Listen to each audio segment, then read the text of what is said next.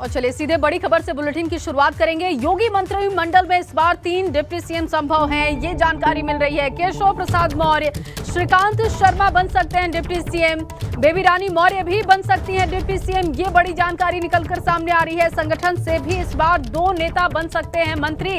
कई पुराने चेहरे इस बार भी मंत्रिमंडल में रह सकते हैं। और सीधे रुख करेंगे UP bureau chief Viresh Pandey ji का। वीरेश जी, क्योंकि देखिए अब 25 तारीख को शपथ ग्रहण समारोह है, इससे पहले डिप्टी सीएम को लेकर, मंत्रियों को लेकर तरह तरह की बातें सामने आ रही है। क्या महत्वपूर्ण जानकारी आपके पास? देखिए 3 डिप्टी सीएम के नाम हैं, जिसमें केशव प्रसाद मौर्य है और सबसे ज्यादा चौंकाने वाला नाम है श्रीकांत शर्मा का। ब्राह्मण फेस के तौर पर दिनेश शर्मा रिपीट होंगे, ब्रजेश पाठक बनेंगे, लक्ष्मीकांत वाजपेयी बनेंगे या कोई तीसरा चौथा बनेगा, लेकिन श्रीकांत शर्मा सबसे आगे बढ़कर आए हैं। और उच्च पदस्थ सूत्रों के हिसाब से अगर हम माने, जो शीर्ष हाईकमान है उसके बेहद नजदीक माने जाते हैं पंडित श्रीकांत शर्मा। और नरेंद्र मोदी ने, आपने देखा होगा कि इस चुनाव प्रचार में कई बार ऊर्जा विभाग जिसको संभालते आ रहे हैं श्रीकांत शर्मा, उनकी तारीफ की है, उनके विभाग की तारीफ की है। श्रीकांत शर्मा फ्रंट रनर बनकर उभरे हैं। दिनेश शर्मा प्रदेश के अध्यक्ष होंगे। 2014 में भी लोकसभा चुनाव के दरमियान आपने देखा होगा लक्ष्मीकांत वाजपेयी अध्यक्ष थे, डॉक्टर महेंद्र पांडे 2019 लोकसभा में अध्यक्ष थे, इसलिए ब्राह्मण को प्रदेश अध्यक्ष बनाया जाएगा। स्वतंत्र देव सिंह योगी कैबिनेट के कैबिनेट मंत्री होंगे और केशव प्रसाद मौर्य उप मुख्यमंत्री होंगे और साथ ही साथ बेबी रानी मौर्य दलित चेहरे के तौर पर होंगी और साथ ही साथ जो मंत्री रिपीट करेंगे उनके नाम है। और मैं आपको बताऊं, स्पीकर के तौर पर सूर्य प्रताप शाही और राम नरेश अग्निहोत्री में मुकाबला चल रहा है कि सूर्य प्रताप शाही बनेंगे या राम नरेश अग्निहोत्री बनेंगे, इन दोनों में से कोई एक बनेगा। सुरेश खन्ना का नाम चल रहा था कि वो स्पीकर बनेंगे, लेकिन सुरेश खन्ना संसदीय कार्य मंत्री के तौर पर योगी सरकार में बेहतर काम कर चुके हैं योगी 1 में, इसलिए उनके अनुभव को देखते हुए उन्हें विधानसभा अध्यक्ष के तौर पर तो नहीं, लेकिन हम योगी मंत्रिमंडल यानी योगी मंत्रिमंडल 2 में सबसे वरिष्ठ मंत्री के तौर पर उनको देख सकते हैं। संसदीय कार्य मंत्री विभाग उनको दिया जा सकता है और संसदीय कार्यों का उनके पास बड़ा अनुभव है। सुरेश खन्ना की मैं बात कर रहा था। ब्रजेश पाठक कैबिनेट मंत्री बनेंगे, जय प्रताप सिंह बनेंगे जो स्वास्थ्य मंत्री थे योगी सरकार में, सतीश महाना रिपीट होंगे, सिद्धार्थ नाथ सिंह रिपीट होंगे, लक्ष्मी नारायण चौधरी रिपीट होंगे, कपिल देव अग्रवाल रिपीट होंगे, बलदेव औलख रिपीट होंगे और कल्याण सिंह के ग्रैंडसन संदीप सिंह रिपीट होंगे। राजभर की राजनीति इस समय चरम पर है, अनिल राजभर भी रिपीट किए जाएंगे, नंद गोपाल नंदी भी रिपीट किए जाएंगे, मोहसिन रजा को रिपीट किया जाएगा, नीलिमा कटियार जो कानपुर से आती हैं उन्हें रिपीट किया जाएगा और गिरीश यादव जो मंत्री थे जौनपुर से, इस बार बहुत कठिन लड़ाई में चुनाव जीत कर आए हैं, उन्हें भी रिपीट किया जाएगा। गुलाबो देवी को रिपीट किया जाएगा, अतुल गर्ग को रिपीट किया जाएगा, दिनेश खटिक और मन्नू कोरी को रिपीट किया जाएगा।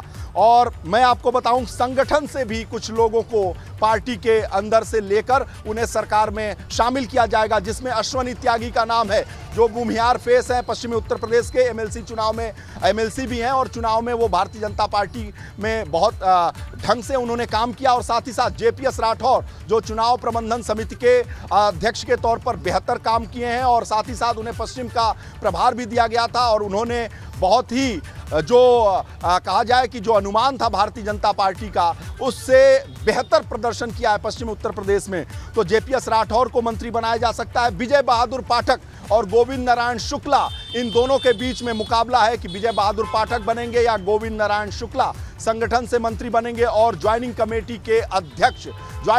के अध्यक्ष डॉक्टर लक्ष्मीकांत वाजपेयी का समायोजन भारतीय जनता पार्टी में किया जा सकता है।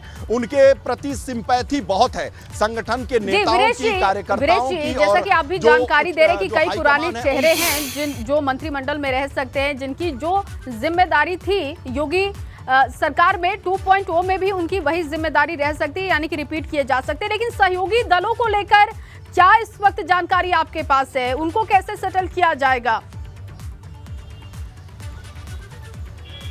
देखिए, सहयोगी दल के जो कार्यवाहक अध्यक्ष हैं, कार्यकारी अध्यक्ष हैं अपना दल के आशीष पटेल, उन्हें कैबिनेट मंत्री बनाया जाएगा और उनकी पार्टी के एक आदमी को राज्य मंत्री बनाया जाएगा, जिसमें आशीष पटेल के बाद जो राज्य मंत्री की दौड़ में है, जैकी की जगह पर विनय वर्मा जो शोहरतगढ़ से विधायक चुने गए हैं, विनय वर्मा को राज्य मंत्री बनाया जा सकता है। और निषाद पार्टी से देखें तो संजय निषाद कैबिनेट मंत्री बनेंगे और राज्य मंत्री के तौर पर अजय लल्लू जो प्रदेश अध्यक्ष हैं कांग्रेस के, उनको हराने वाले डॉक्टर असीम को बनाया जा सकता है राज्य मंत्री। यानी 2 मंत्री अपना दल से, 2 मंत्री जो निषाद पार्टी है उससे बनाए जाएंगे। जया जी। और वीरेश जी, इसके अलावा क्योंकि पहले हमने देखा था कि सहयोगी दलों की कुछ नाराजगी हुई थी, लेकिन जब अब बात सहयोगी दलों की करते हैं तो आप बता रहे हैं कि उन्हें भी अच्छे तरीके से सम्मानजनक तौर पर सेटल किया जाएगा और इसकी कोशिश, इसकी रणनीति दिखाई दे रही है। लेकिन संगठन को लेकर अब प्लान क्या है? संगठन से किसकी जिम्मेदारी बढ़ाई जा सकती है, किसको भेजा जा सकता है संगठन में जो मंत्री में रहे? देखिए, संगठन में जो रहे हैं डॉक्टर महेंद्र सिंह को संगठन में भेजा जा सकता है, केंद्रीय संगठन में भेजा जा सकता है, राज्य संगठन में भेजा जा सकता है। जो बड़ा नाम है डॉक्टर महेंद्र सिंह को संगठन का बहुत ही व्यापक अनुभव है। वो प्रभारी के तौर पर, सह प्रभारी के तौर पर असम में उन्होंने सरकार भी बनवाई थी, संगठन में वो उन्होंने काम भी किया है, राष्ट्रीय सचिव के तौर पर उन्होंने काम किया है, तो संगठन में उन्हें अहम जिम्मेदारी दी जा सकती है। हो सकता है कि जेपी नड्डा के संगठन में शामिल हो या जो प्रदेश अध्यक्ष बनेगा उत्तर प्रदेश में उसके संगठन में वो शामिल होकर महत्वपूर्ण भूमिका निभा सकते हैं। इसलिए योगी सरकार 1 के सबसे अहम मंत्री डॉक्टर महेंद्र सिंह को संगठन में भेजा जा सकता है। जी। और वीरेश जी, महिलाओं की भूमिका को लेकर बात की जाए, क्योंकि एक अच्छा खासा वोट बैंक रहा है महिलाओं का, तो ऐसे में क्या लग रहा है कि इस बार के मंत्रिमंडल में कितनी महिलाओं को जगह मिल सकती है, किस तरीके से उनको इंपॉर्टेंस दे सकती है इस बार?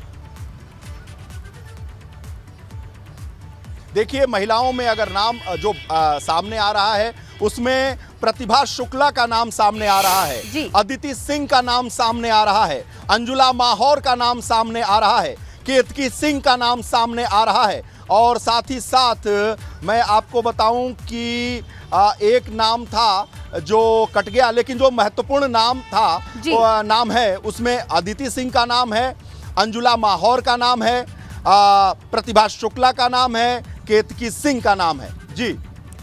और वीरेश जी, अपर्णा यादव को लेकर क्या जानकारी आपके पास है? बेबी रानी मौर्य उप मुख्यमंत्री के तौर पर बेबी रानी मौर्य। जी, ये जानकारी आप पहले साझा कर चुके हैं। वीरेश जी, मैं चाहूंगी कि अपर्णा यादव को लेकर क्या जानकारी आपके पास इस वक्त है, क्योंकि वो पार्टी छोड़कर भारतीय जनता पार्टी में शामिल हुई। ऐसे में क्या जिम्मेदारी उनकी हो सकती है भारतीय जनता पार्टी में?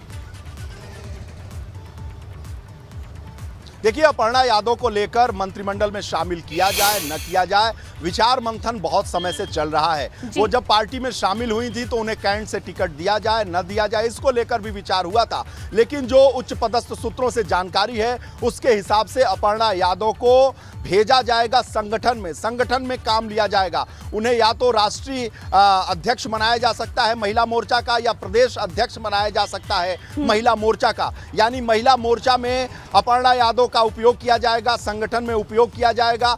जो जानकारी मिल रही है, अपर्णा यादव को मंत्रिमंडल में शामिल तो नहीं किया जाएगा, संगठन में उनसे बड़ी जिम्मेदारी लेकर काम जरूर भारतीय जनता पार्टी करेगी।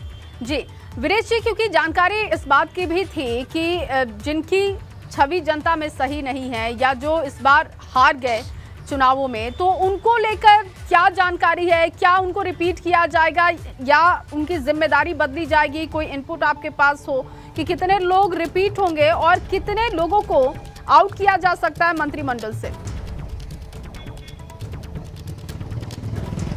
देखिए, जो हम योगी 1 सरकार की बात करें तो निश्चित रूप से ये सराहना करनी होगी कि योगी मंत्रिमंडल में कोई ऐसा मंत्री ऐसा नहीं था जिसके ऊपर भ्रष्टाचार का, अयोग्यता का बहुत आरोप लगा और वो मीडिया में बहुत सामने आया, विपक्ष ने उसे निशाना बनाया। ऐसा कोई मंत्रिमंडल में ऐसा सहयोगी नहीं था, क्योंकि जीरो टॉलरेंस रखते हैं योगी आदित्यनाथ भ्रष्टाचार को लेकर, अयोग्यता को लेकर। हाँ, निश्चित रूप से कुछ अयोग्य मंत्री थे जिनको हटाया गया, जिनके कई लोगों को टिकट काटे भी गए, लेकिन मैं आपको बताऊं कि जो अयोग्य मंत्री थे उनके विभाग को अधिकारियों ने चलाया, उनके विभाग को पंचम तल ने चलाया, यानी मुख्यमंत्री के कार्यालय ने चलाया, तो योगी आदित्यनाथ की कैबिनेट में कौन होगा, योगी आदित्यनाथ को इससे बहुत ज्यादा फर्क नहीं पड़ता है। योगी आदित्यनाथ ने अपनी पहली कैबिनेट भी नहीं बनाई थी, जब उनका पुनर्गठन हुआ था उसमें भी बहुत हस्तक्षेप नहीं किया था।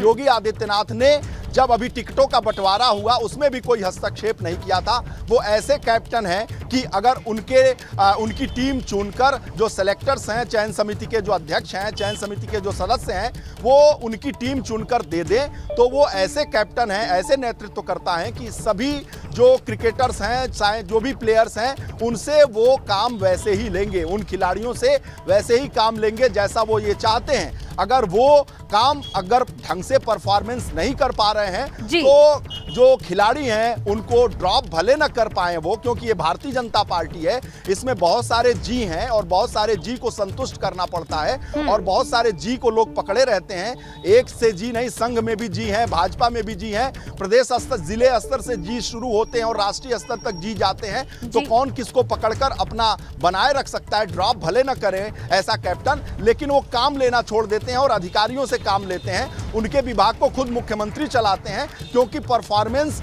का जब ऑडिट होता है तो परफॉर्मेंस में देखा जाता है कि मुखिया कौन है, नेतृत्वकर्ता कौन है। 2017 में अगर पूरी सरकार चली तो योगी सरकार, योगी सरकार, योगी सरकार ने ये किया, योगी सरकार ने ये किया, योगी सरकार ने वो किया, योगी सरकार की ये खामियां, योगी सरकार की ये खूबियां। तो जब सब कुछ योगी सरकार की खामियां और खूबियां हैं, तो जब सब कुछ योगी के नाम पर ही आना है, मोदी के नाम पर ही आना है, तो नेतृत्व अपने हाथ में लेकर जिस तरीके से केंद्रीय नेतृत्व में मोदी सरकार चलती है उसी तरीके से योगी सरकार ने चलाया। और इसलिए जो खामियां और खूबियां जब सारा ठीकरा सर पे फूटना है तो योगी आदित्यनाथ सब कुछ अपना संभाल कर चलते हैं। कोई टीम बनाकर दे दी जाए, देने की कोशिश होगी। हालांकि 25 तारीख का इंतजार करना होगा, लेकिन जितनी अहम जानकारियां आपने साझा की हैं दर्शकों से, हो सकता है कि एक बार फिर से जो तमाम चेहरे हमने दिखाए, जो नाम बताए, उसी पर मुहर लगेगी सरकार की। बहुत शुक्रिया तमाम जानकारी के लिए, बातचीत के लिए। लखनऊ से बड़ी खबर आपको दे दे, बीजेपी मुख्यालय पर आज फिर से बैठक होने वाली है। शपथ ग्रहण समारोह की तैयारियां और एमएलसी चुनाव को लेकर संगठन के पदाधिकारियों की मीटिंग होने वाली है। आज दोपहर बैठक होने वाली है, ये जानकारी मिल रही है। देखिए, शपथ ग्रहण समारोह की तैयारियों को लेकर, एमएलसी चुनाव को लेकर ये बैठक बहुत अहम है। भाजपा मुख्यालय पर बैठक में संगठन के पदाधिकारी होंगे। अब से कुछ ही देर बाद भाजपा मुख्यालय में बैठक होने वाली है। ताजा अपडेट दे रहे हैं आपको, बड़ी खबर इस वक्त लखनऊ से आपको बता रहे हैं। शपथ ग्रहण समारोह को लेकर, एमएलसी चुनाव को लेकर बैठक बहुत अहम मानी जा रही है। और आपको बता दें कि आज ये बैठक होने जा रही है। अब से थोड़ी देर बाद बैठक शुरू होने वाली है। जो इनपुट है, शपथ ग्रहण समारोह की तैयारियां और भाजपा मुख्यालय में ये मीटिंग होगी। एमएलसी चुनाव को लेकर भी ये मीटिंग बेहद अहम है। वहीं दूसरी तरफ पेट्रोल और डीजल की कीमतों में बढ़ोतरी से लोगों को महंगाई का झटका लगा है। पेट्रोल डीजल 80 पैसे महंगा हो चुका है और इस पर लखनऊ के लोगों का क्या कहना है, बात की हमारे संवाददाता ने, आप भी सुनिए। महंगाई ने सुबह सुबह लोगों को झटका दे दिया है। रसोई गैस के दाम 50 रुपए बढ़े हैं, पेट्रोल डीजल के दाम भी 80 पैसे तक लखनऊ में बढ़ गए हैं। हम इस समय हजरतगंज के एक फिलिंग स्टेशन पर खड़े हैं, जहां पर तमाम लोग पेट्रोल और डीजल लेने आए हैं। बात करते हैं, हम लोगों से पूछते हैं कि क्या स्थिति है, कितना दाम बढ़ा है और क्या पेट्रोल फ़र्क पड़ रहा है। आप बताइए कि कितने बॉस पैसे बढ़ गए पेट्रोल में? 80 रुपये बढ़े हैं। 80 पैसे। 80 पैसे, अच्छा। पहले कितने का मिलता था? 95.24 का 1 लीटर। अब कितना हो गया? अब हो गया है 96.04। अच्छा, कितने महीने बाद बढ़ोतरी हुई?